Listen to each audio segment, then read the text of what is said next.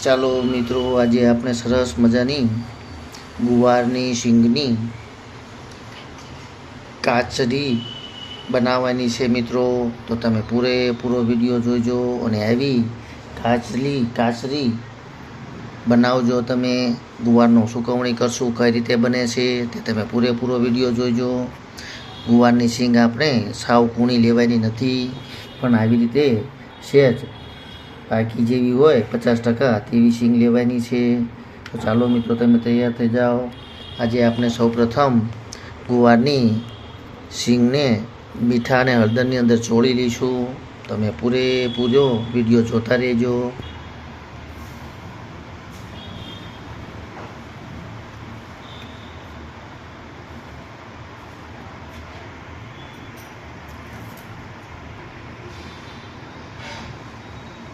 ચાલો, મીઠું પણ ઉમેરી દીધું, તેમજ હળદર પણ થોડીક નાખશું અને ત્યાર પછી તેને થોડીક વાર રહેવા દેવાનું છે.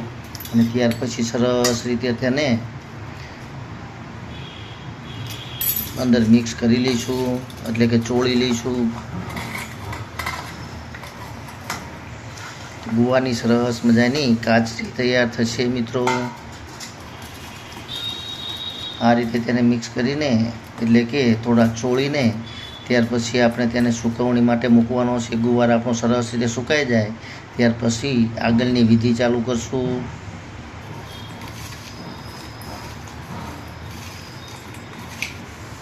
ચાલો, તો હવે તેની અંદર હળદર અને મીઠું આપણે બરાબર ચોળી લીધું છે અને હવે તેને 1 કલાક સુધી રહેવા દઈશું અને ત્યાર પછી કોટનના કપડામાં સુકવણી કરી દઈશું મિત્રો. ચાલો મિત્રો, તો ગુવારની અંદર આપણે હળદર અને મીઠું સરસ રીતે ભળી ગયું છે. તો પલાળીને રાખ્યું હતું જે પાણી નીકળી ગયું છે અને હવે આપણે તેને થાળીની અંદર એક કોટનનું કપડું રાખીને સૂકવવા માટે મૂકશું મિત્રો. અને સરસ રીતે સુકાઈ જાય ત્યાર પછી આપણે સરસ મજાની કાચરી બનાવશું મિત્રો. તો તમે પૂરેપૂરો વિડીયો જોતા રહેજો. હજી તો તેને 4 થી 5 દિવસ તડકે સૂકવશું અને સરસ મજાની કડકડી શીંગ થઈ જાય ત્યાર પછી તેલની અંદર તળવાની હોય છે, જે હું તમને પછીથી બતાવીશ મિત્રો. તો ચાલો, હવે તેને આપણે તડકે મૂકી દઈએ.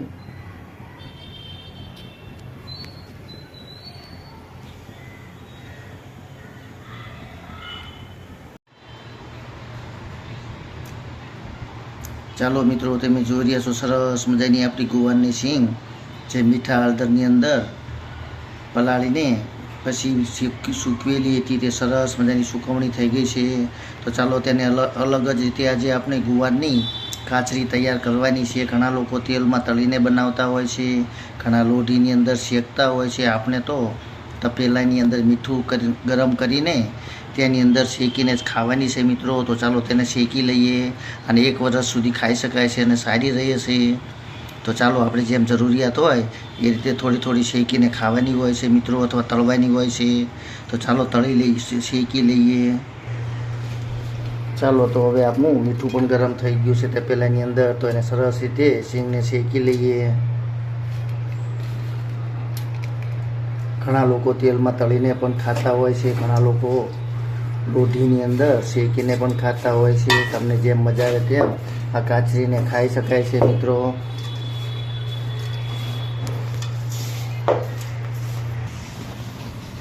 ચાલો મિત્રો, તમે જોઈ રહ્યા છો સરસ મજાની આપણી ગુવારની કાચરી તૈયાર થઈ ગઈ છે. ઘણા લોકો તેલમાં તળીને, મીઠામાં શેકીને કે પછી ખાલી તાવીની અંદર શેકીને ખાતા હોય છે. આપણે મીઠાની અંદર સરસ રીતે શેકેલી છે અને 12 મહિના સુધી ખાઈ શકાય છે.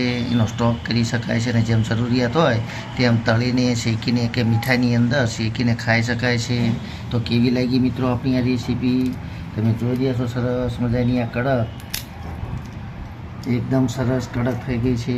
ખાવાની ખૂબ જ મજા આવતી હોય છે મિત્રો. તો ચાલો, હવે તમને જો આ રેસીપી પસંદ આવી હોય તો લાઈક, શેર અને સબસ્ક્રાઈબ કરવાનું ચૂકતા નહીં મિત્રો. જય યોગેશ્વર ભગવાન, જય માતાજી.